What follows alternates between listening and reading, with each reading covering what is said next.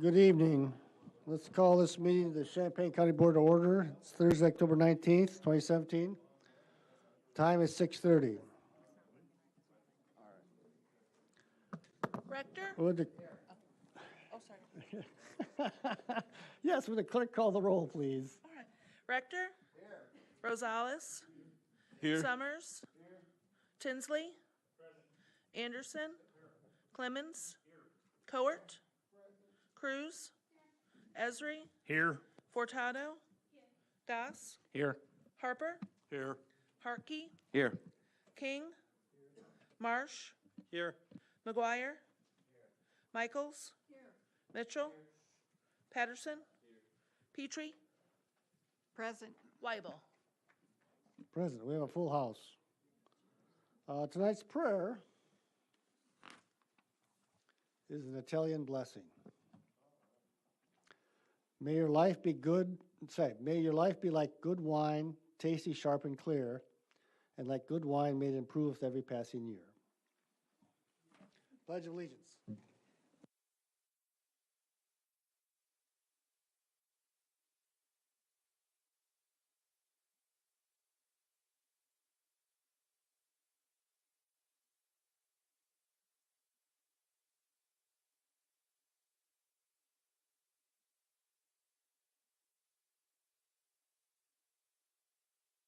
Would the clerk please read the notice of the meeting? Notice is hereby given that a regular meeting of the County Board, Champaign County, Illinois, will convene on October 19th, 2017, 6:30 p.m. in the Lyle Shields Meeting Room, Brookins Administrative Center, 1776 East Washington Street, Urbana, Illinois, in said county for the purpose of allowing and ordering payments of claims against the county, receiving and acting upon reports of committees and such other matters as may be brought before said meeting, which said meeting shall continue in session from day to day until the completion of said business. Thank you. Seek approval of the agenda and any addendum. Moved by Mr. Esrich, second by Mr. Mitchell. I would ask that we move two items. Items 15B and C, that's a policy item and a highway item. Move those to in front of finance. Second. Is there any objection to that? That means we're going to move it. It'd be the beginning of beginning of 14 under areas of responsibility. Any objection to that? Okay, very good. Any other items on the agenda you want to move around? All right, all in favor? Aye. All opposed? Motion carries. Next up, we need seek adoption of actually, Mr. Rosales, would you take care of this? Item 6, please. I move adoption of the resolution number 10148, appointing as to be announced, which is Mr. Christopher Stoll, to the Champaign County Board and member of District 10 to fill or complete Chris Ellis's unexpired term ending 11/30/28. Is there a second by Mr. Harkey? I just want to certify this indeed is my choice for this position. All in favor? Aye. All opposed? Motion carries. Would the clerk please do the oath?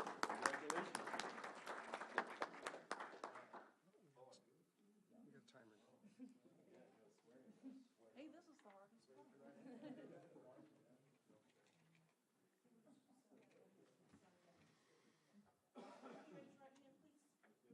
Just repeat after me. I, Christopher Stoll. Having been appointed. To the office of County Board in District 10. Having been appointed to the county office of county board office of District 10.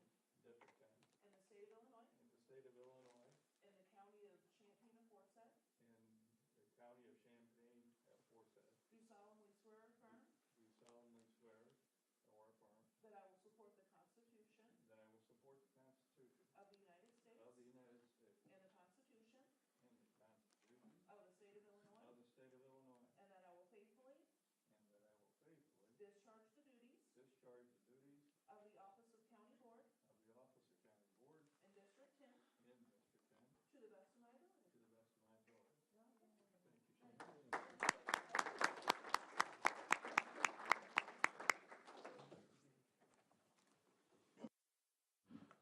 Okay, please note the date and time of our next regular meetings. Facilities is Tuesday, November 7th at 6:30 in this room. Environment and land use, Thursday, November 9th, 6:30 in this room. Highway and Transportation, Friday, November 3rd at the County Highway Building. Committee of the Whole, it will be November 14th at 6:30 in this room. And County Board is on Tuesday, that's Thanksgiving Tuesday, not Thursday, at 6:30 in this room. Public participation. Mr. Belden Fields, remember you have 5 minutes each.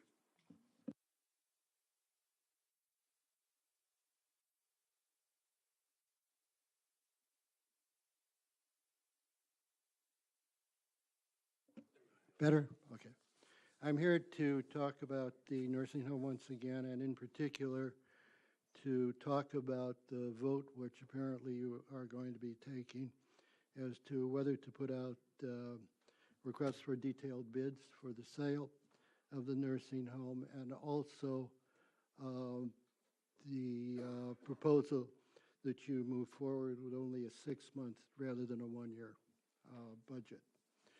I very strongly oppose those two things.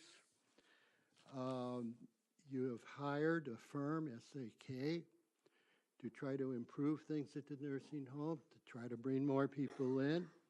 I'm happy to tell you that as tonight, there are 141 people in that home. A couple weeks ago, we were in the 130s. I'm also happy to tell you that 12 of those people are Medicare people. Those are the highest payments that you can get.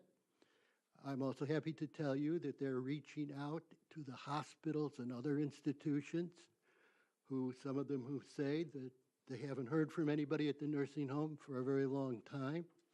They're making connections. The two votes, if you take them, it seems to me are sabotaging the work of the people you've hired to do a good job. You're sending out a signal before you even take a vote to sell. You're sending out a signal that we're going to sell this and we're going to do it quick. And you're also sending out a symbol that you're unwilling to fund that nursing home for more than half a year. That's a disgrace. Why are you undermining the people that you've hired to improve the situation? And why don't you have more regard to the people who are in that nursing home, the residents, and the panic that this is causing among the residents and the families of the residents? I would strongly urge you not to vote a 6-month budget, to vote a full-year budget, and not to vote to request bids right away because we don't know whether it's going to be sold. Until you all vote to sell it, we don't know that. So please reject those two issues, the 6-month budget and the putting out the bid right away to sell.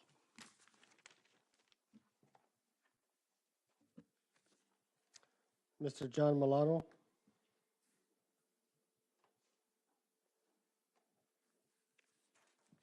Hi, I'm John. I'll try to be brief. I noticed something interesting while I was reading the News Gazette.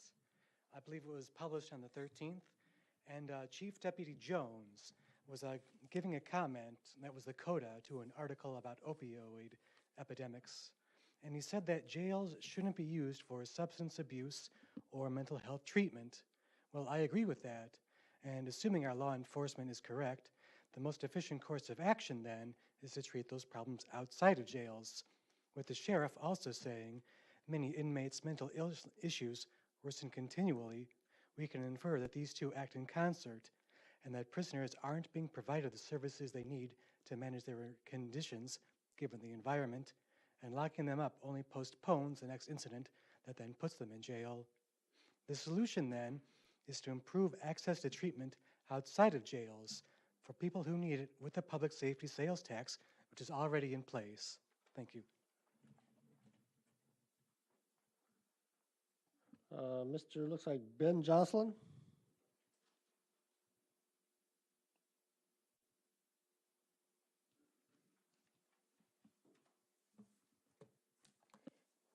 Good evening. Thank you for all the work that you do here. My name is Ben Jocelyn. I sit on the Board of Trustees for the Unitarian Universalist Church in town, as well as the Channing Murray Foundation. I stand here representing my own beliefs, But similarly to Belden and John, I urge that you support the retention of the county nursing home. I know that wasn't John's point, John was talking to, but I support you in the retention of the county nursing home. It is doing far better than it was. You've given them you've hired somebody to take care of it. You should give them the chance to succeed. It's your job to take care of people and continue to support the retention of that nursing home is the best way to do that. I also want to talk briefly about prisons and jails. I know that for a long time there's been talk of doing the work necessary to make those jails suitable for our community. If you track the numbers, they continue to go down and should continue to go down. As a community, we need to do our best to have the fewest people possible in our jails. Jails are bad for people. Nursing homes are good for people. If we spend our money on nursing homes, we will have more people better taken care of. If we spend our money on expanding jails, we will fill them. Jails are terrible places to be, and the most common outcome of people who go to jails is that they then go back to jail. You may or may not be familiar with cash bail, but one of the ways that people stay in jail, or the reasons that people are in our jail, recently 83% of our jail population was people who could not afford to bail themselves out and were there simply because they were poor. If we work on pre-trial services, we can get people out of our jail. We don't need to spend our money on that. We can spend our money on taking care of people instead of putting them in prison. There are ways to do this while keeping our community safe. No one is asking for a community that is full of crime or ridden with crime, but is instead advocating for policy that puts people first and also is financially more viable. There are cheaper ways than jails to fix crime and build safe communities.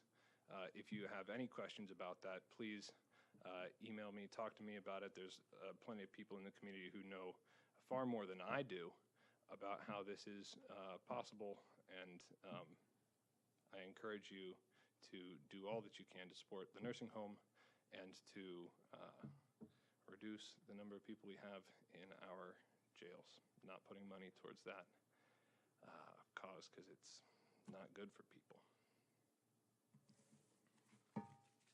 Next is Mr. Eric Thorsland.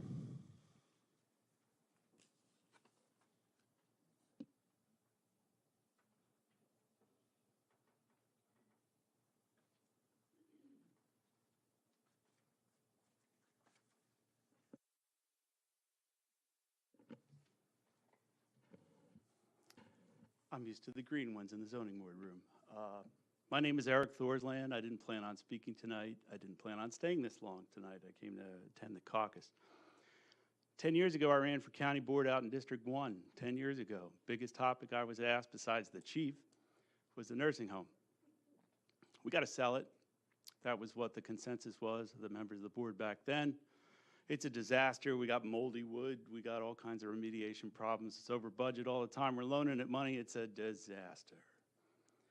There was a PR campaign sort of going on back then because there was a lot of bad press, and the bed count went down, even though it was a new facility and a nice facility.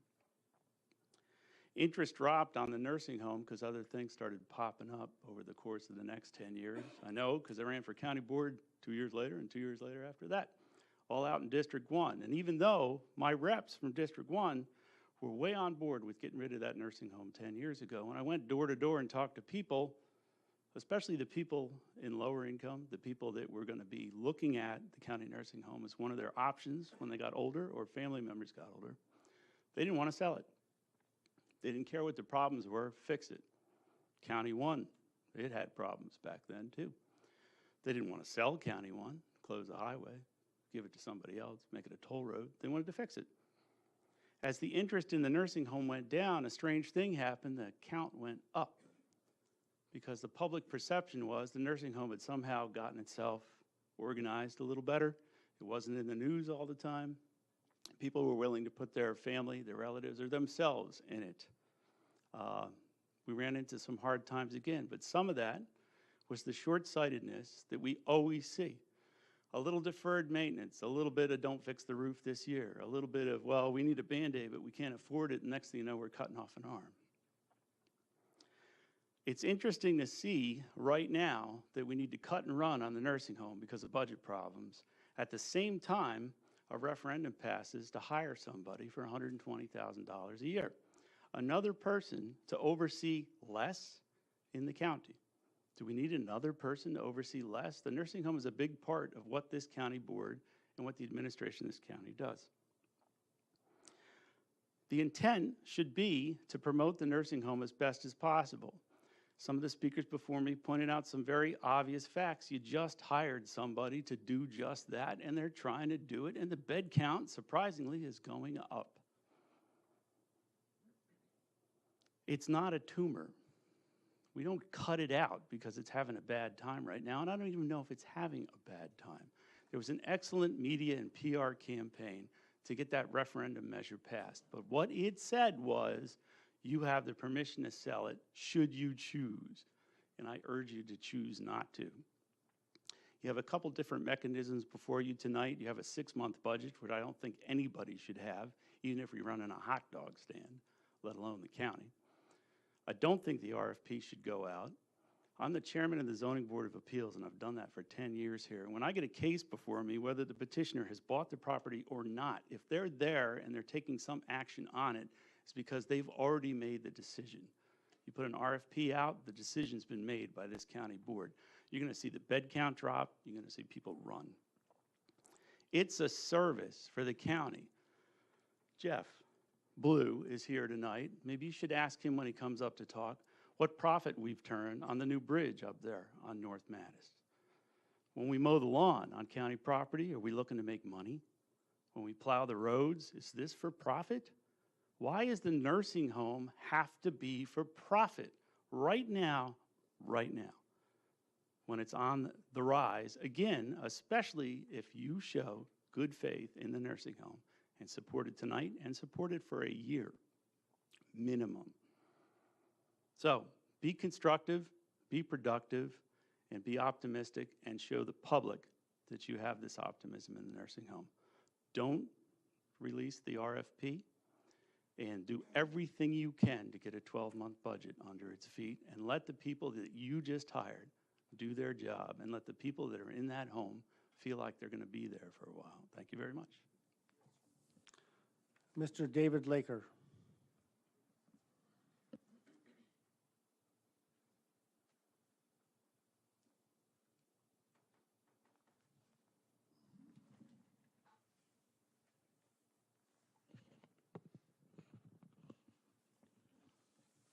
I'm Dave Laker from Philo, and I still want to know, what about Sue? I'm mostly interested in Sue, and from what I've read in the newspaper, what I've heard from this board, observed on TV, is that we're currently looking through rose-colored glasses, or we're on the yellow brick road to redemption or salvation, whatever, under the current operation and management of the nursing home. How much better it is for everybody concerned. Well, I'm there just about every day. I've tried to avoid, over my dealings with this board and the nursing home board, to be non-confrontational or in an adversarial position, because I think we still all need to get together and make this thing work. Because it's not about beans, it's about people. What I currently see under the current operation of the nursing home is that things are not better. They're not even at the level they were at the start of the year. In the start of the year, it was a very depressed situation because we were going into this April election thing and some other issues. We've had tremendous turnover of personnel we've lost most of our effective personnel in the direct contact with the patients. I'm talking about CNAs, LPNs, and some RNs. Some of these people were a long time, all of them carrying patients. Because I think the thing that we forget about on a nursing home, the nursing home, what is it there for? Is it to make a profit? Well, apparently so. Although I don't think when this board decided to build a new nursing home that profit was one of the goals. Maybe self-sustaining was one of the goals, but certainly not profit. And we, along the way, we've either forgotten what the goal was. The goal is the care of the residents of the home. This board, and the Nursing Home Governing Board, is there to facilitate that. And it seems like we've forgotten what the mission was, or don't care. I'll let you to decide which that is. I admit that I'm biased, but I want people to think long and hard what this thing is, was, could be. I mean, first, as near as I can tell, it was decided to build, and I mean, I don't have enough fingers to point at why we're where we are now. And so I'll not do that, but it does seem that we built it, couldn't afford it, and decided not to support it the day we opened it. Now, that's just an opinion, my opinion, and you can have it for what it's worth. But I would like to see support for the nursing home in whatever role, positive role, we can get out of this board. I think Mr. Marsh, about 2 meetings ago, mentioned that the reason we're where we are is because we didn't do our job. That's the way I read it when he said it. But anyway, just so nobody's mistaken, my role is, what about Sue? Thank you. Is there further public participation? Seeing none, we'll close that. Moving on to the consent agenda, we have 7 items. Anybody wish to take any of those items off the agenda? Is there a motion to approve? By Mr. Hartke, is a second by Mr. Rosales. Roll call, please. Rector? Rosales? Yes. Storr? Summers? Tinsley? Yes.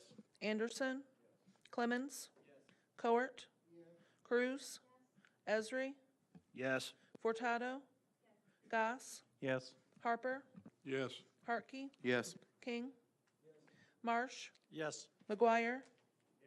Michaels? Mitchell? Patterson? Petrie? Yes. Weibel? Motion carries. Any communications from the board? I have one. Mr. Rosales. I know that it seems like it's a long stretch, but I've seen Christmas trees already in all the stores. So I would just like to make an announcement that in 2018 Champaign County-wide Martin Luther King Jr. celebration will be held Friday, January 12th at 4 p.m. at the Vineyard Church at 1500 North Lincoln Avenue. This year we decided to change things up a little bit, and we decided to honor and pay homage to the youth in the community, to give them hope as part of our theme as well. So some of the awards have been aligned with youth, and the current awards that we have are to honor the youth. So applications for nominations are on our website.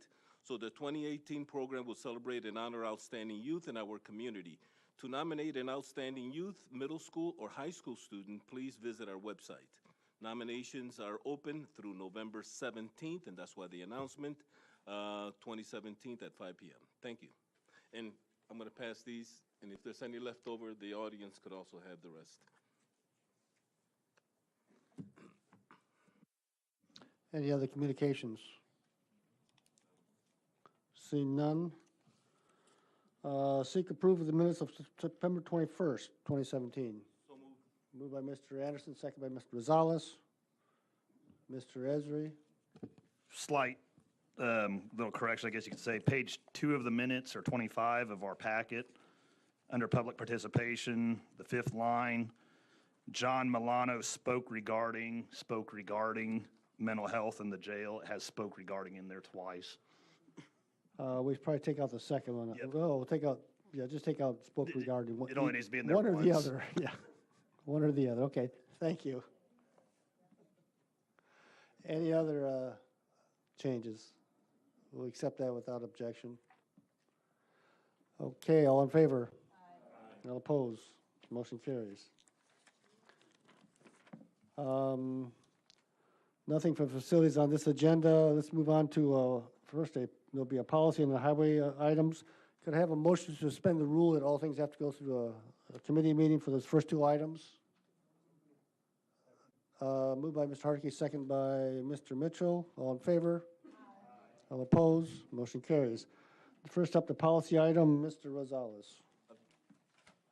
Adoption of resolution number 10140, approving property liability and workers' compensation insurance policy.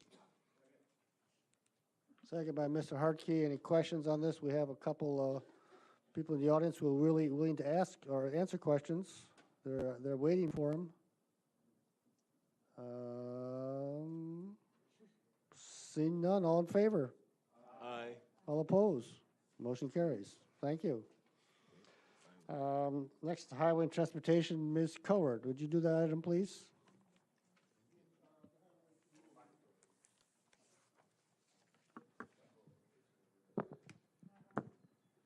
The Highway Committee has one item on the agenda, which we did not have a meeting this month because of the lack of quorum. So it was. Your microphone's not on. It's not work. Make sure it's on. It's not, or it's not working. Not over here. It's on. Is it? The light up here is not on. It's cutting off. Okay, I'll get to the resolution. We're asking for adoption of resolution number 10141, awarding contract for ADA sidewalk ramp replacement, countywide section 17-00446-00-SW. And Is there a second? Second by Mr. Hartke. We do have Mr. Blue here. yep. Mhm. So Anybody has questions for him? Questions? See none, all in favor? Aye. All opposed? Motion carries. Thank you, Ms. Cowart, and thank you, Mr. Blue.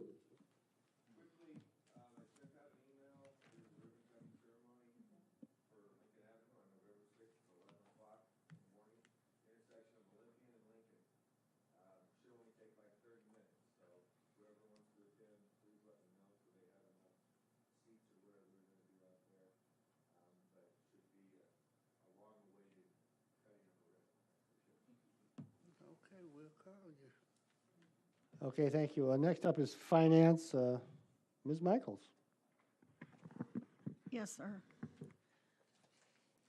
Adoption of resolution number 10134, authorizing payment of claims. Second by Ms. Cowart. Discussion? Seeing none, all in favor? Aye. All opposed? Motion carries.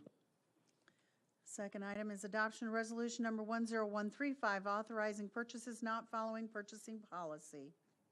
Second by Mr. Anderson. Discussion? Seeing none, all in favor? Aye. All opposed? Motion carries. The third item is adoption of resolution number 10136, authorizing budget amendment 17-00039 from the Fund Department 089 County Public Health to 018 CU Public Health District with a revenue neutral of $24,363, with the reason of the property tax levy split between the Board of Health and the CUPHD, which had a reverse trend in fiscal year 17, with the CUPHD experiencing greater growth in its levy due to an increase in the percentage of the EAV. This was attributed to areas within the district. The increase in property tax revenue requires an increase in appropriations in order to distribute those funds to the CUPHD. This requires a roll call, sir. This does. Second by Mr. Rector. Discussion. Okay, roll call. We requires 15 votes. Rector? Yes. Rosales? Yes. Storr? Yes. Summers? Yes. Tinsley? Yes. Anderson? Yes. Clemmons? Yes. Cowart? Yes. Cruz? Yes. Esri? Yes. Furtado? Yes. Goss? No. Harper? No. Hartke? Yes. King? Marsh? Yes. McGuire? No. Michaels? Mitchell? Patterson? Petrie? Yes. Weibel? Yes, motion carries. Okay, and the fourth item is adoption of resolution number 10138 to receive and place on file the fiscal year 2018 tentative budget. Second by Mr. McGuire. Discussion.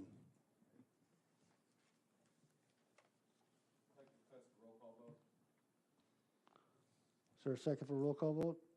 Second. Okay, we will have a roll call vote. Further discussion. Okay, seeing none, roll call. Rector? Yes. Rosales? No. Storr? No. Summers? Yes. Tinsley? Yes. Anderson? Yes. Clemmons? Yes. Cowart? Cruz? No. Esri? Yes. Furtado? No. Goss? Yes. Harper? Yes. Hartke? No. King? No. Marsh? Yes. McGuire? Yes. Michaels? Yes. Mitchell? Yes. Patterson? No. Petrie? Yes. Weibel? Yes. Motion passes. I count 14 to 8. So the tentative budget will go on file for 30 days. Mr. Hartke. Would now be time for that procedural motion I wanted to make, Mr. Chair. Yes, you can do it now. I would like to move that we further direct the county administration to prepare a 12-month budget for the nursing home to be ready for us by the November county board meeting. Second by Mr. Summers. Discussion, please. Mr. Anderson. I'd like to proffer a friendly amendment to that motion. Go ahead. I'll go ahead and read this to you, keep it for time's sake. I want to offer this friendly amendment to the motion to approve a 12-month budget to the Champaign County Nursing Home to include a public noticing to current and prospective vendors of the county's plausible inability to timely remunerate for services provided or products delivered to the Champaign County Nursing Home, where in the spirit of ethical business practices, it is fit and proper to notice all current and prospective vendors of the nursing home that in all likelihood, the county will be unable to fully repay its current and many possible future debts in a timely fashion. Where payment of any future vendor debt incurred by the nursing home will likely be delayed so as to make payments on existing older vendor debts. Where this evening, the county board desires a 12-month nursing home 2018 budget with a strategy of an assumption that the operations of the nursing home will be nominally more profitable in the coming year. currently lacking adequate general fund balances to cover the nursing home's debts, the county board has not allocated funds to appreciably repay the nursing home's outstanding accounts payable to its existing vendors. Where in the spirit of this transparency, at the time of passing this motion, the county nursing home owes about $3.5 million in accounts payable to private vendors and about $2 million total obligations in the form of accounts payable, loans, and debt services to the county. Where consistent with ethical business practices, the county board provides public notice that it will endeavor to pay those vendors currently owed and those prospectively considering providing services to the nursing home, that the current motion to approve a 12-month budget for the nursing home does not include any appropriations to repay its current debts to vendors nor the county.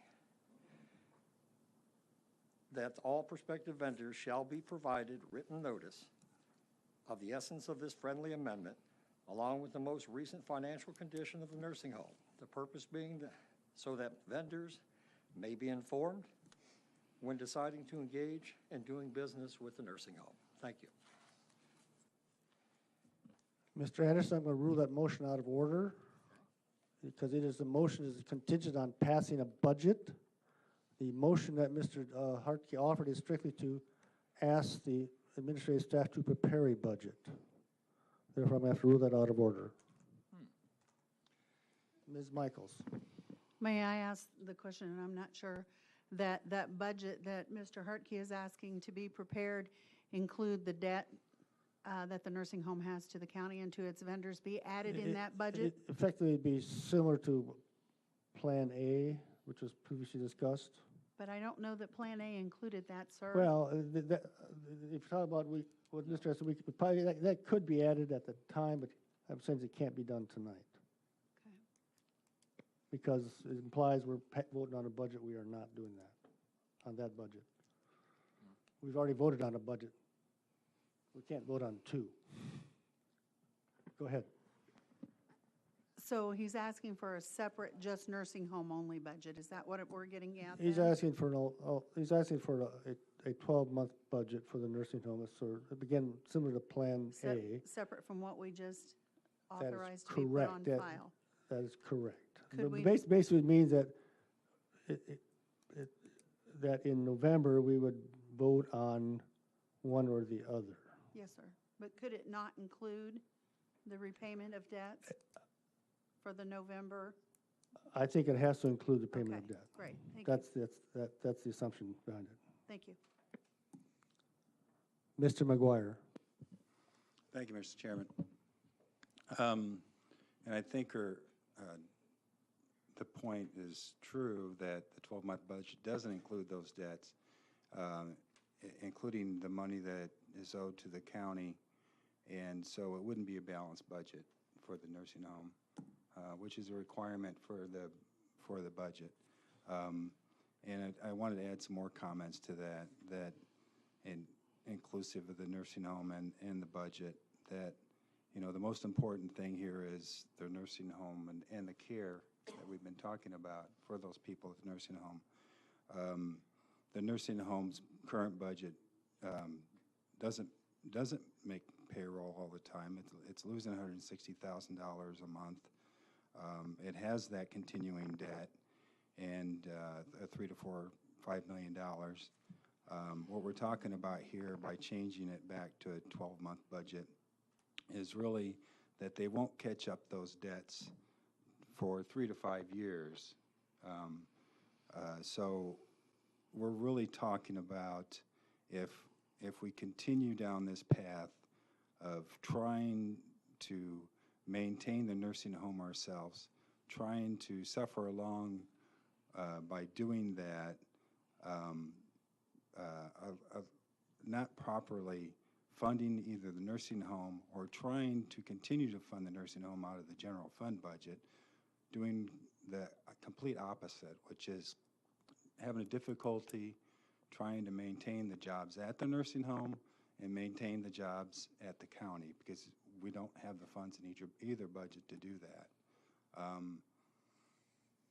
If we do have the opportunity to move forward in the next votes to at least find out what the sale might bring, and we are able to make a sale and sell the nursing home will have a much better chance to thrive. The new owner won't have those same $3 to $5 million worth of bills to deal with. They can improve the sentences of the nursing home. They can improve the services for the people that live there. We don't have to worry about having $3 to $5 million come out of our budget for the next 4 or 5 years. Our services at the county can be improved. We don't have to look at next year trying to fight over every time we have to change our budget or vote on our budget. It'll be a drastic, crazy mess. So I, of course, won't support a budget for 12 months, or won't support this vote because it won't be balanced. I don't want to continue doing this for the next 5 years like we've done it for the last 10.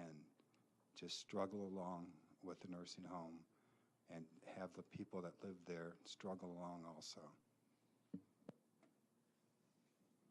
Just want to point out the language that the county board rules is that the budget shall be balanced in a timely manner. That's the exact wording. Mr. Goss.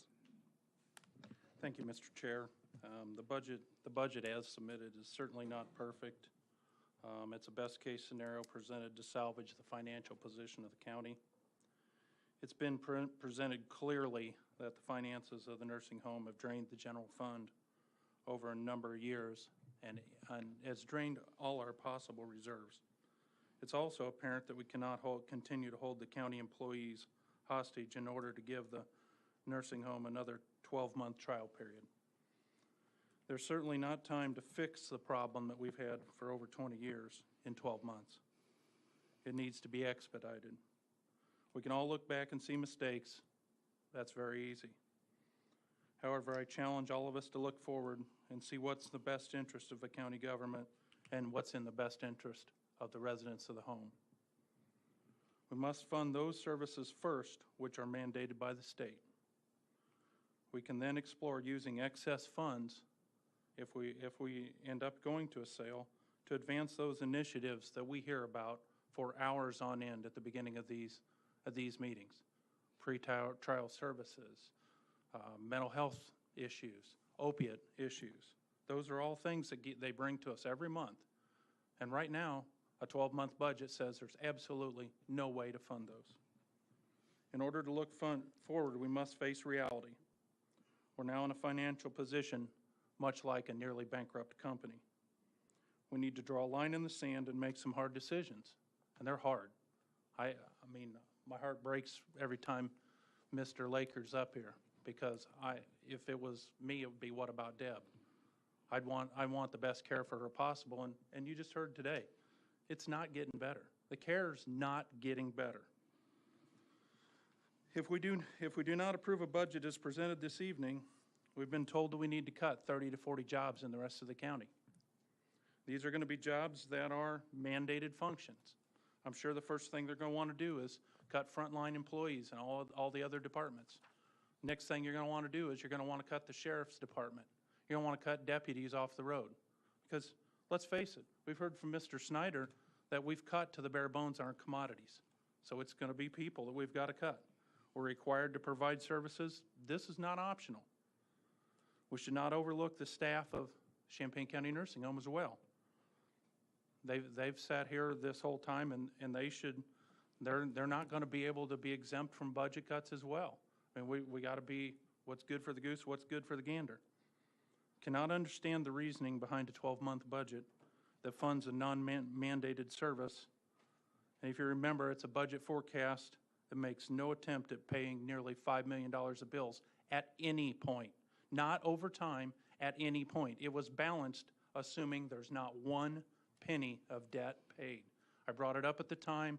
I was told by Mr. Alex that wasn't the time to bring it up. I'm going to bring it up now. There's not one penny in there to pay it, and it also assumes that we're going to grow the census to a ridiculous level. We should not gut our mandated service on a budget for a non-mandated service that has a very little chance of success. And for that matter, it doesn't even include that provision for debt service. It's unfortunate that we've come to the crossroad with few choices. We don't have choices. They're not perfect, none of them. I suggest we take this as an opportunity to move forward to a future that we can define our future as opposed to have our future defined for us. Thank you, Mr. Chairman. I want to point out, though, the motion on the floor is just strictly a procedural motion asking Mr. Schneider and staff to prepare a 12-month budget for the nursing home as part of the total budget. Any other discussion? Ms. Petrie. Thank you very much. I stated in caucus that I would support this, and I would like to do that, so I have a couple of questions to ask the county administrator. A number of weeks ago, I sent to the county administrator and to Ms. Ogden a suggestion building on the narrative that the county administrator gave us of what the county board will have to deal with in relationship to our general fund and the costs of the nursing home and those costs as they impinge on running the county. My message to both of them was that it would be useful if that was put in a matrix form so we could really see and account for, if we do A, then this is the ramifications on B and C and so forth and so on. So in my willingness to support Mr. Harkey's motion, I hope that the result will be something of this nature so we have a better picture of what might be the ramifications. The board could very well choose that that nursing home is so important that it needs to be supported by the county. That's a perfectly good vote to take. However, when we take that vote, I do think we need to have before us what then might not be able to be done within the county, and the only way to do that is if we have those facts and figures in front of us. One other thing I want to put on the public record, Mr. Thorsland talked about the tone being that the nursing home should be profitable. I have never, ever heard that mentioned. I have heard that it is important that the nursing home pay their bills and pay for the maintenance, et cetera, and I have always argued for the nursing home to be sustainable. So I'd like that clarification on the record. Mr. Harkey. Yeah, I just want to make sure if we talk about the debt that the nursing home owes, because it is a medical industry and this is kind of standard practice for the medical industry, we also account for our accounts receivable, which are significant. You know, we're owed money and we owe people money. That's kind of how sometimes things work in business. We'll work through that. Look, the idea that we're going to fund any section of this county government, and whether people like it or not, the nursing home is still part of the county government. The idea that we would set up a budget only for 6 months, contingent on the idea that it will sell, and we will see yet tonight whether it's going to go up for sale, I think it's highly irresponsible. I mean, you guys are, I realize you want your taxes cut, but selling the nursing home and this kind of budgeting at the nursing home is putting people's lives at risk, literally.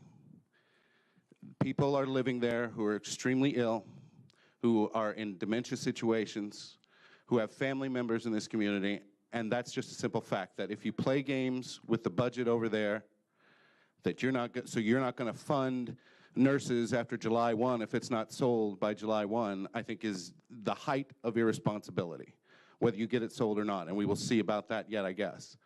But the idea that we are not going to prepare for the situation where your dream scenario doesn't happen by July 1, I think is highly irresponsible, and people are probably going to be called out about it. Mr. Mitchell.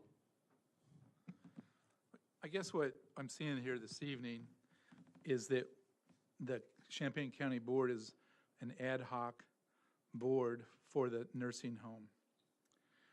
After saying that, I respect Mr. Laker's position about what about Sue. I'm hearing that it's not better, and no, we are not looking at profit. But if we continue down the same road without alleviating our debt, there's a point in time where the vendors either A, say we're suspending services, or they're going to say it's time to take the Champaign County Nursing Home to court to sue for the money that's owed. So I think we need to have a clear understanding of that. So we've asked the voters for alternatives. They did give us the ability to do what's best for the nursing home.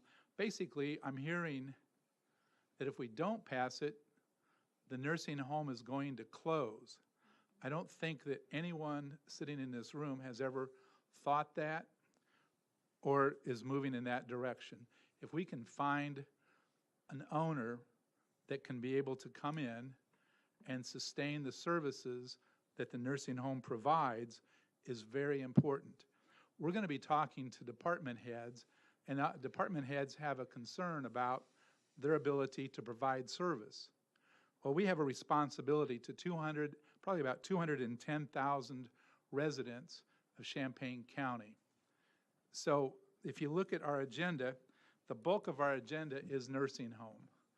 So we do appreciate that, and we are working very hard to sustain the nursing home so that it does survive. But I think that by changing the budget, we're going to just find ourselves in a position in 6 to 9 months from now that we may be having to just suspend services. And then the question is, what about Sue? Because at that point in time, we don't have all the cards in our hand to be able to provide the services necessary that Sue needs. So I think the budget that was originally proposed is a budget that I'd like to see stand. Further discussion? Oh, Mr. Patterson. I just want to say first off, when somebody comes in here and talks about their family from the public, don't try to use their name as a political tool when you're going to sit here and advocate for the exact opposite of what they have sat there and told you to do. That is just absolutely disrespectful, and you should not be putting people's names in your mouth as a way to support your agenda when they've made it clear that they're on the opposite side. I hear a lot of people talk about how we're not mandated to own a nursing home. We're not obligated by law to do that. But I'm sorry, but when we own a nursing home, we are mandated to fund that. Until that nursing home is sold, we have to fund that. Can you look around this room and count 15 votes? Because I can't. So this idea that we're going to set a 6-month budget and it's just going to sell, where are the 15 votes at? I want you guys to tell me that, because that's a political reality we don't talk about in here. We love to talk about numbers, but we don't talk about the political reality that you do not have 15 votes to sell this nursing home. So the idea of setting a 6-month budget is sabotage, and it's a manufactured crisis. I mean, who's going to say people are going to make offers to sell the home? We got people in here talking about how awful the home is, and then they turn around and say, hey, want to buy it? Who's going to buy that? We're dragging it through the dirt. Any projection that we have is not based on, of the amount we can get. It's not based on public nursing homes that have every aspect of what they do in the light of day, who's been dragged through the mud in the media and by members of this board. And the idea that we're going to go out there and sell it to the same people we've been bashing it to is a ridiculous idea. So setting a 6-month budget is the most irresponsible thing that we could do. We're talking about a healthcare facility, some of the most vulnerable people in our society, and we're going to give them the uncertainty of a 6-month budget. What happens come July 1st when we don't have 15 votes to sell? I challenge any of you to sit down with the staff at the nursing home. Me and Mr. King were able to do that a couple months ago and hear from them what's going on and what the conversations in this room do to the well-being of that place. The same people who are sitting here saying, oh, the quality of care is bad. Well, when you go on and on and on about how awful this place is and how we're going to sell it as quick as possible, yeah, good staff is going to leave. We're going to have trouble hiring people. We're going to have people who, like Ms. Koenig mentioned last month, are moving their 100-year-old parent out of the nursing home. For any of you who have had any involvement with having a loved one in a nursing home, the idea of moving somebody who has been there for a long time and is 100 years old out of that home, that is the fear that we are creating with people because we're doing irresponsible things like talking about a 6-month budget. We're going to talk about fiscal responsibility, what happens in 6 months when we haven't budgeted for another 6 months, we don't have the money there, not just 15 votes, but now we got to come up with those funds. So I don't want to hear any talk about fiscal responsibility. If you have 15 votes to sell, you have 15 votes to put that money back in the budget. This is nonsense. Ms. Furtado? I think everybody knows that my involvement in the county board came through the nursing home. So it's at the heart of my heart. It's one of my most important issues. But I also wanted to be clear what we're talking about. The only proposal on the table is to direct the staff to tell us what the impact of a 12-month budget would be. So I keep hearing all these doomsday scenarios about what a 12-month budget would look like. We don't have one. So all I'm asking for is to see what it looks like so I can make an informed decision. And that's a pretty low bar ask. All we're saying is prepare the other budget so we could look at it. People keep saying, oh, we're going to have to cut this many staff, this and that and the other thing. I mean, I've asked this question before and I still don't have an answer. We got $250,000 at least more money for A&E design and nobody has been able to tell me how that's not for a new jail.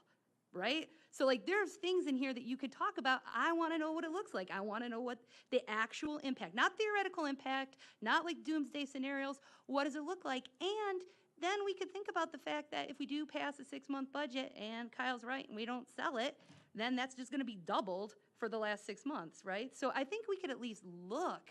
I mean, that's all this is hey, give us the real numbers of what that would look like. What would that look like so we can make an informed decision in November? It's not saying that one way or another what we're going to do. It's just saying lay it out for us. Mr. McGuire? Thank you. Thank you for those comments, too. I'm glad you want to be open and want to see what the opportunities we might have, especially when we get to the vote about the broker. Because that'll be important, too, because we'll want to see what the options will be for the nursing home in the future. And I'm not being facetious or anything. It's a good point. I mean, I think it's important.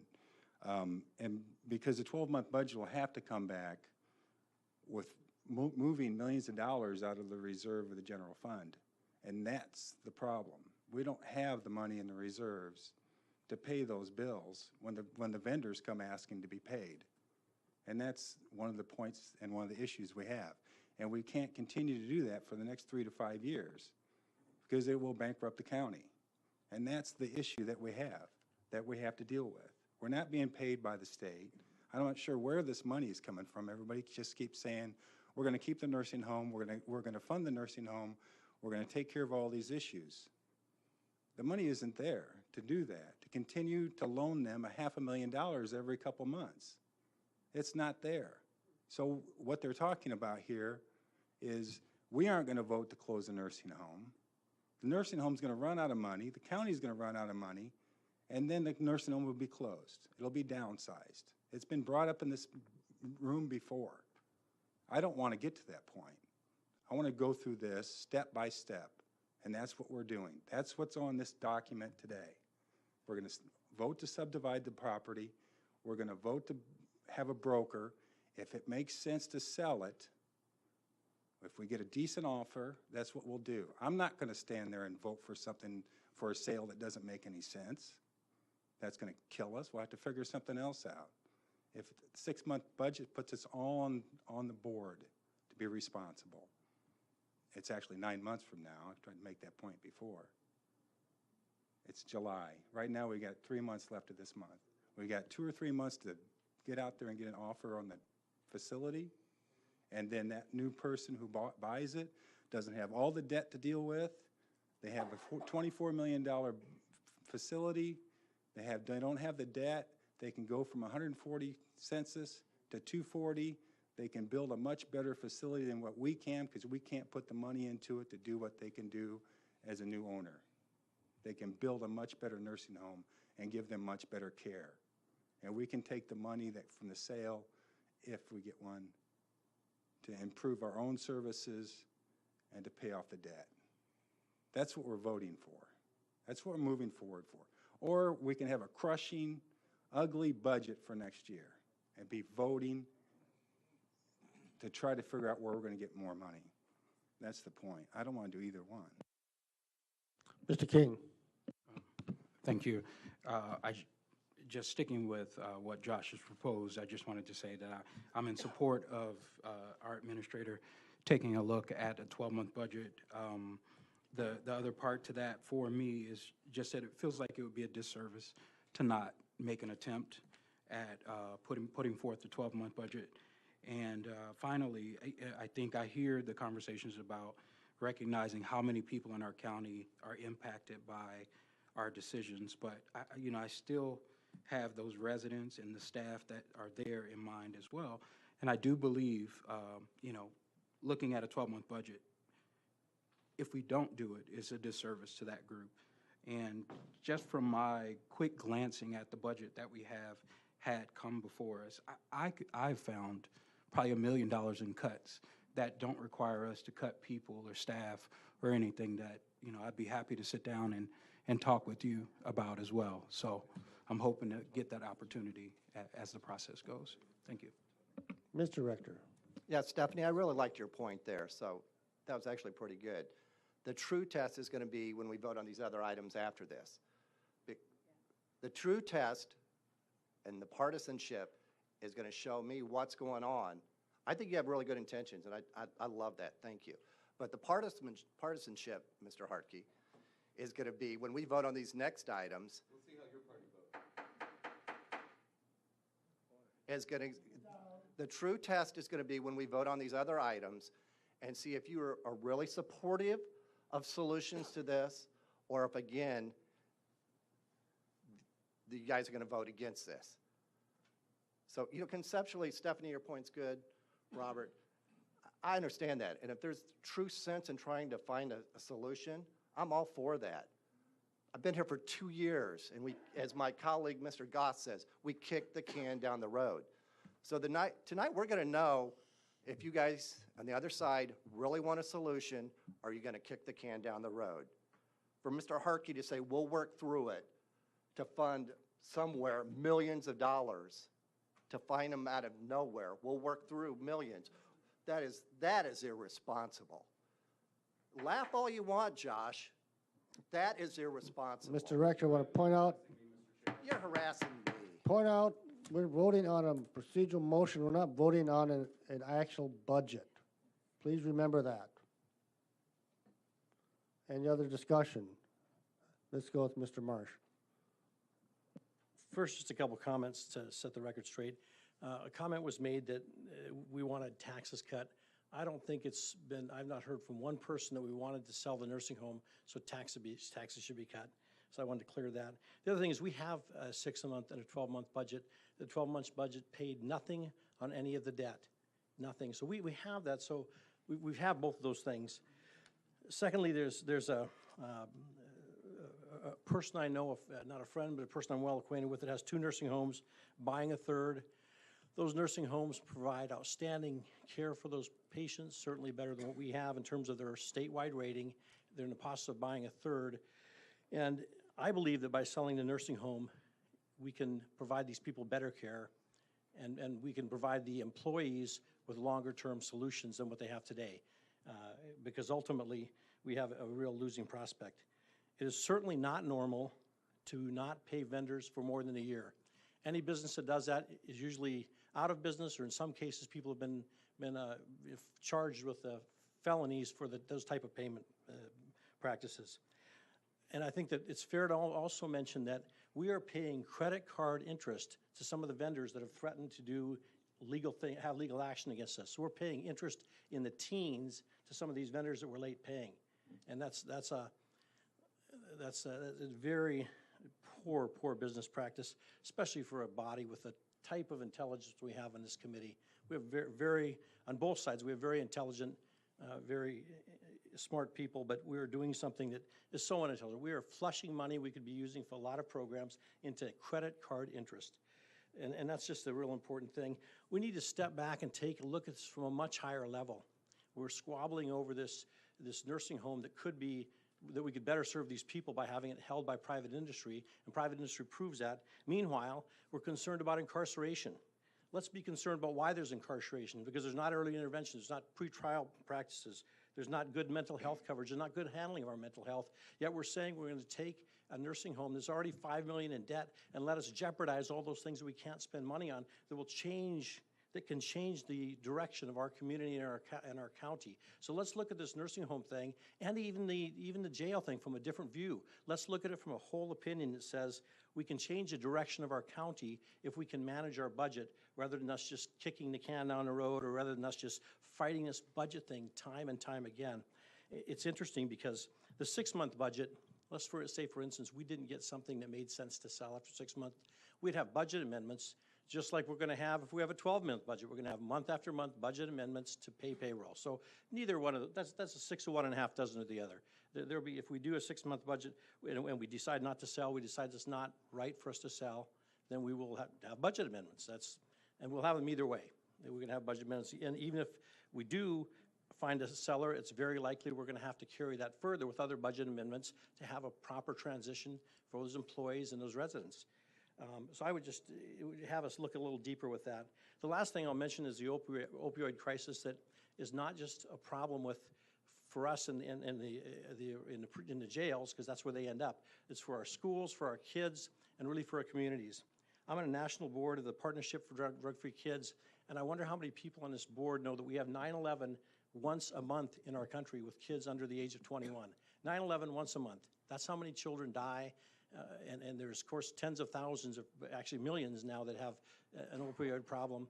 And that's going to affect us too. Obviously, it's affecting us too. But again, we need to get to a point where we have a manageable budget that we can run for our county so we can do our part. This isn't just a county problem. It's a school problem. It's a hospital problem. It's a Champaign or Urbana problem. And we all need to be in this together so we can affect this opioid problem, mental health, early incarceration, all those items I mentioned. Fighting over a 6 or 12-month budget, I certainly don't agree with saying let's have a 12-month budget. We already know the outcome of it from the 6 and 12-month that we've seen already. I certainly don't support that. Thank you, sir.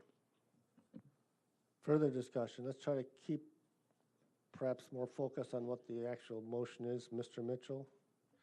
You know, if we move with a 12-month budget, we need a Plan A and the alternative Plan B, because what's happened in the past year is we've had to have budget amendments and loan or give money to the nursing home to support its daily operation, actually to make payroll.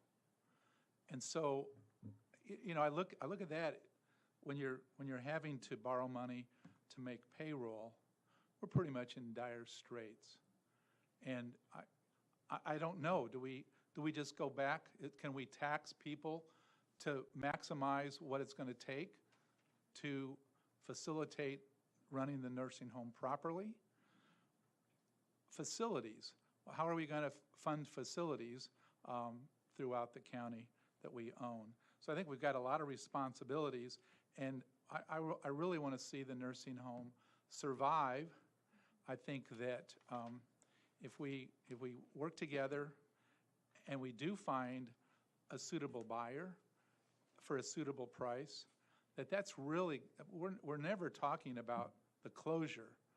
Unfortunately, if we go down a road that causes us no other alternatives, it may need to close. But if we can find a suitable buyer so that it supports the services that are provided by the nursing home, the residents will continue to live there, and it'll then become a good entity for Champaign County. Unfortunately, because of our debt, we are finding ourselves in dire straits to make the budget work. And unfortunately, with a 12-month budget, it will not be balanced. Further discussion. Mr. King, you have your microphone on. Okay, seeing none, all in favor? All opposed? We can't have a roll call, but we can have a show of hands. Show of hands, all in favor?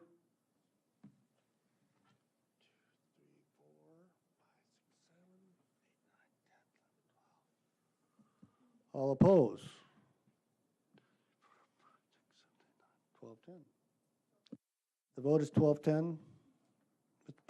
Just it's Robert's rules that you have to ask for a roll call vote before the actual vote.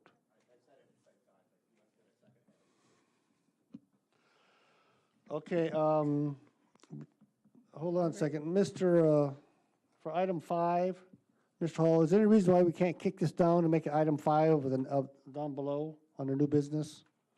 Because it's really related to that. Is there any objection to that? So let's move on to new business. Ms. Michaels?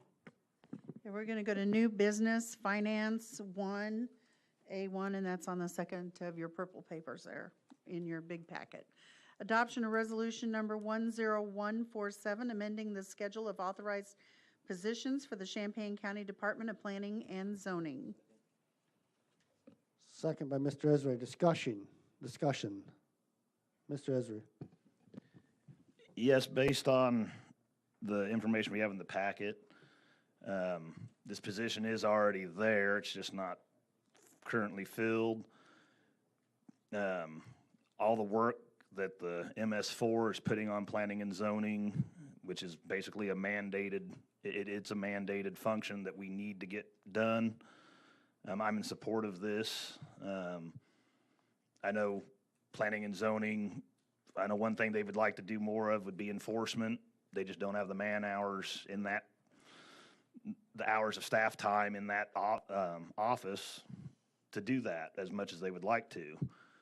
Not that this would solve all of that, but it would help some. And I just believe that it's a good thing and am in support of it. Any other discussion? Ms. Petrie.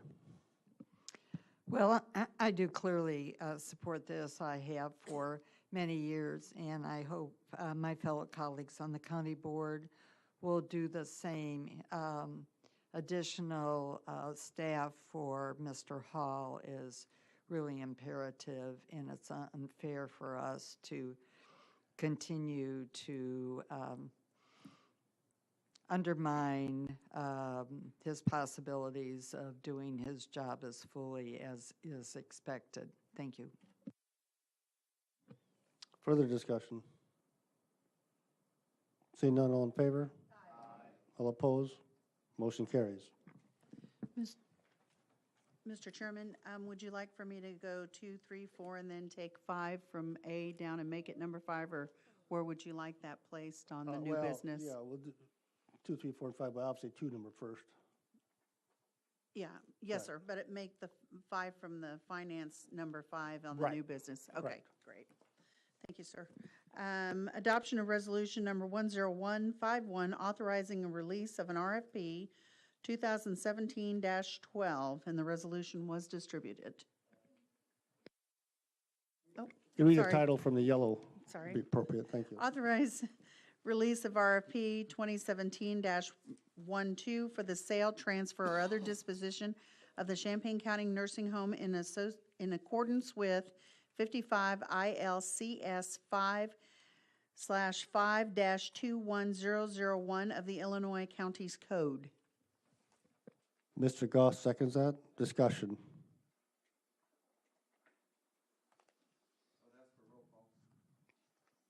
Somebody else want a roll call? Okay, we have a roll call. Discussion, Mr. Goss.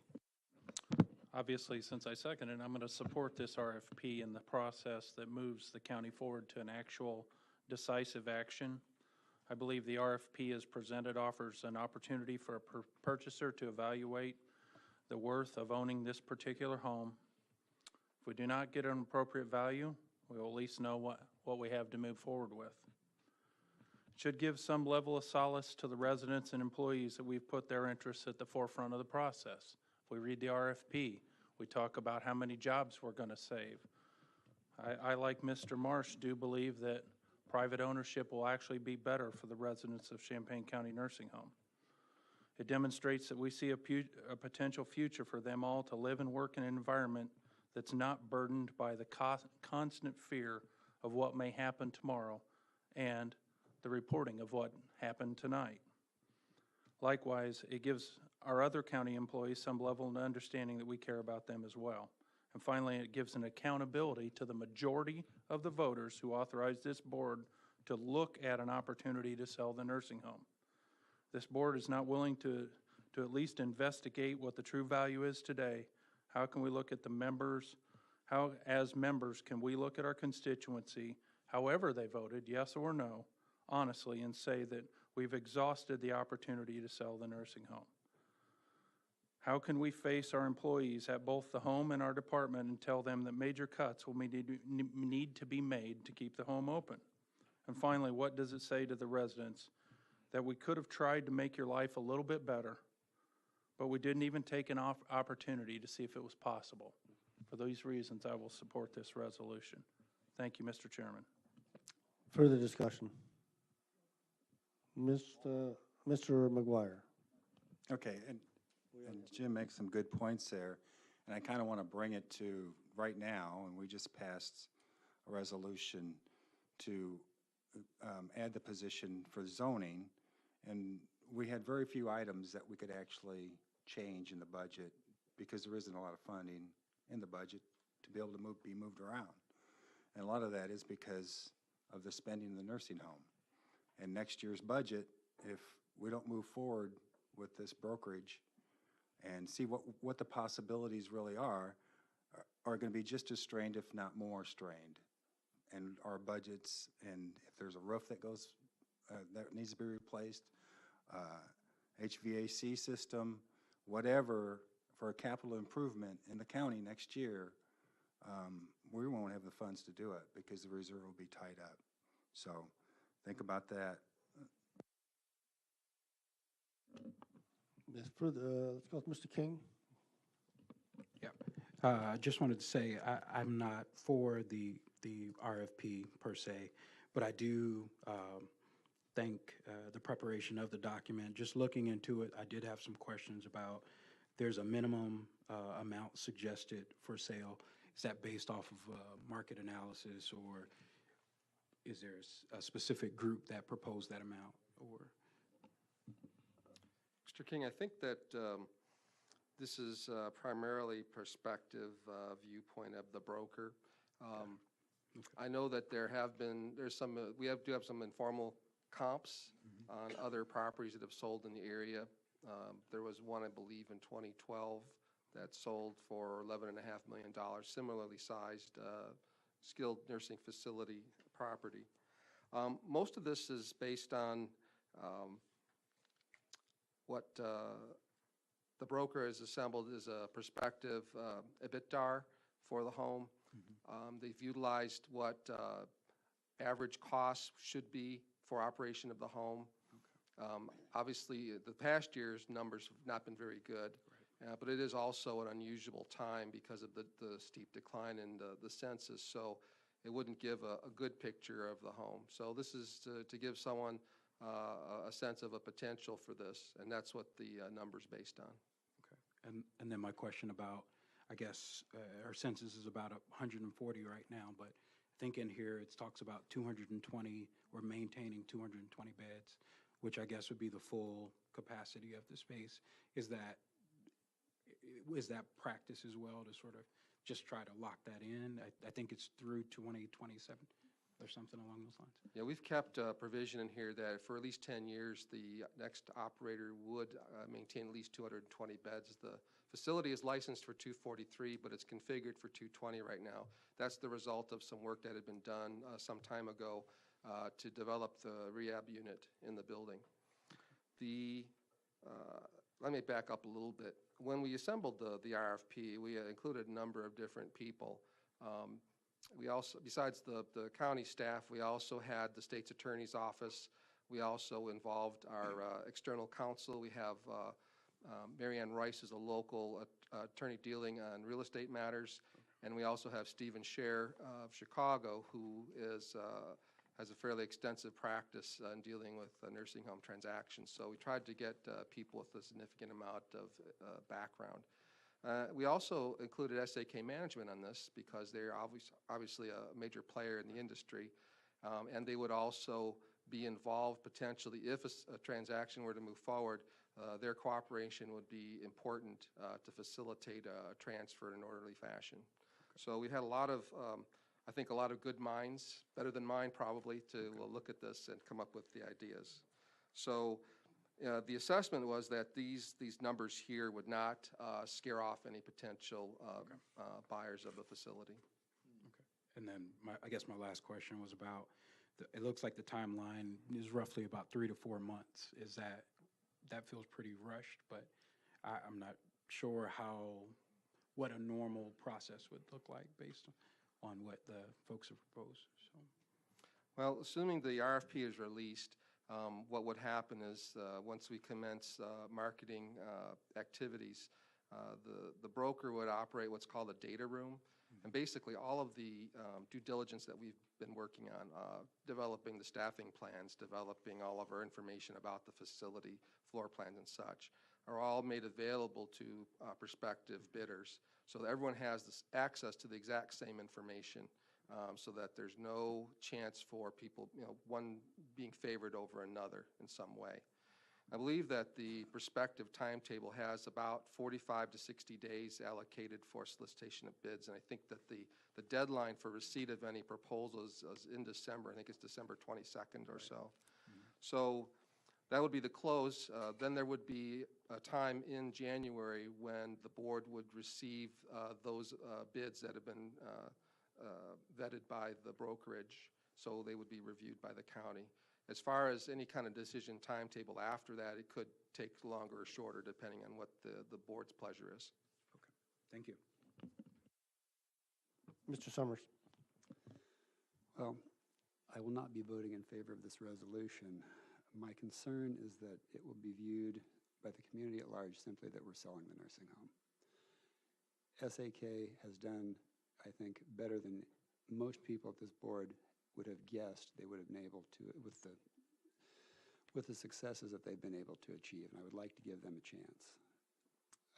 My personal preference would be simply that we defer action on this, but I don't see consensus for this right now, so I'm not even going to introduce that. So thank you.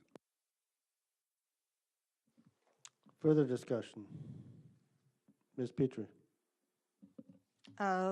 Well, as I stated previously, and I will state again on the record, that I do plan to support this because without doing such, we have absolutely no idea out there whether today, tomorrow, 6 months from now, there's any opportunity of interest for the nursing home. And we have a long history of all past and present county boards of kicking the can down the road, and it is not helping us at all. And it would be, to me, the same outlook that I have about what I stated in relationship to a 12-month budget. How can we make any concrete and goodwill decisions without data in front of us? Thank you. Is there any other discussion? Mr. McGuire, second time. I guess I'll make the last shot at it.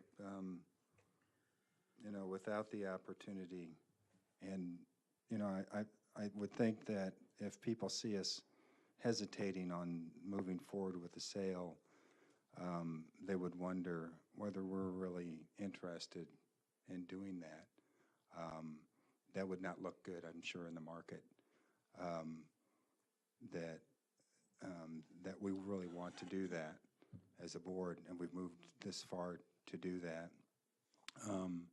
And I'm sure the taxpayers and the people of this community will wonder what we were expecting for next year in our budget,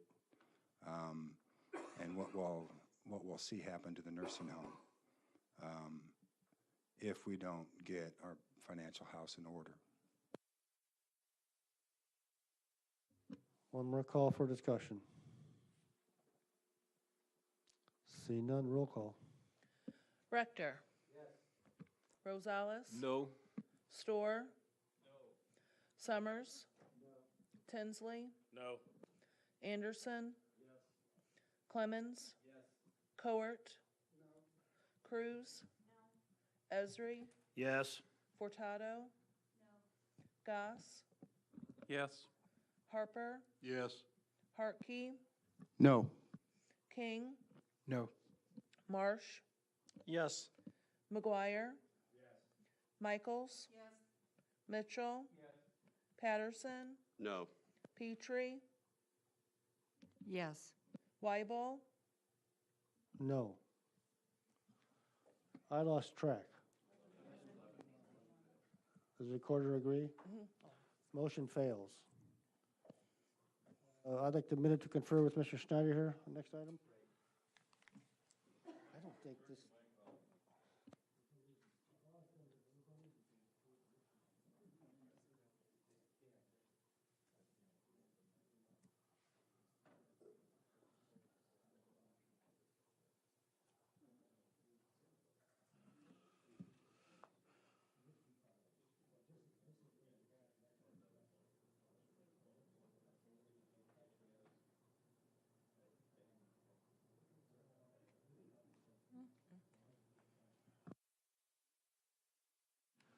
Okay, Ms. Michaels, items 3, 4, and 5. Item 3 is actually related to 2, and since 2 failed, there's no reason to vote on number 3, so I recommend no action. Item 4 is dependent upon number 3, and item 5 is dependent upon number 4. So therefore, there's no reason to have action on any of these. Does that, everybody understand that? This is- I'd rather go ahead and vote to This subdivide in is, case it changes. legal counsel recommends we don't. We Why? can, I want to. well, I mean, it's on the agenda and they it's expect on a the vote. agenda, but legal counsel recommends we don't. I want the, Therefore, we will go ahead and proceed with them. Ms. Michaels? Go ahead. Sorry. Are these items available to come back next month? The, we have no rules on saying that items cannot come back. Does that make sense? It's a gray area. It's always been a gray area on this board. Items can come back to the board, Okay. all right? Okay. Then I believe that,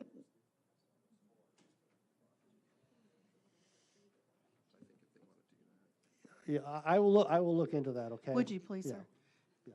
And if I can't recall. that's your ruling, then we're done with Well, finance, sir. well, if you're okay, if not voting on these, I have a question. yes. So, just so I understand, so number 4, the subdivision is not attached to the RFP, so I'm just confused, I'm not questioning. Actually, number 4 is tied into the addendum, which is tied into the RFP. So number 4 was tied into the addendum. Addendum, tied in- that's okay, right. I'm just looking for clarification. That's the way legal counsel did it. I said, okay, that's what they told me. They said if number 4 doesn't pass, or sorry, number 3 doesn't pass, don't do number 4. Okay. Mr. Thank you, Mr. Mr. Hall, would Chair. you concur? Mr. Hall is nodding his head. That'd be the same for number 5, correct? All right. Nods his head again, for the record. Okay, thank you, Ms. Michaels. We have Ms. Petrie? This was a tie which goes to defeat. So there's no side that can bring this back up. Unfortunately, that is correct. I've looked into that. What's the answer? There's no way, you cannot reconsider at this meeting. I mean, it can be brought back at a later date. We cannot reconsider it at this time. Okay, thank you for the clarification. Okay, we have a couple of items under the, under other business. I would ask permission to go ahead and do the first two, adoption of Resolution 10152 and 10153, appointing Ms. Michaels as the chair and Ms. Furtado as the assistant chair to finance as she leaves the room. Second by Mr. Esri. All in favor? Aye. All opposed? Motion carries. Congratulations, both of you. And finally, the last item, just a memorandum on the, from the State Attorney's Office on transition to the county executive form of government. That's for information only. We'll plan on putting together a committee for that either next month or the month after that. Is there any other business? Seeing none, we're in recess.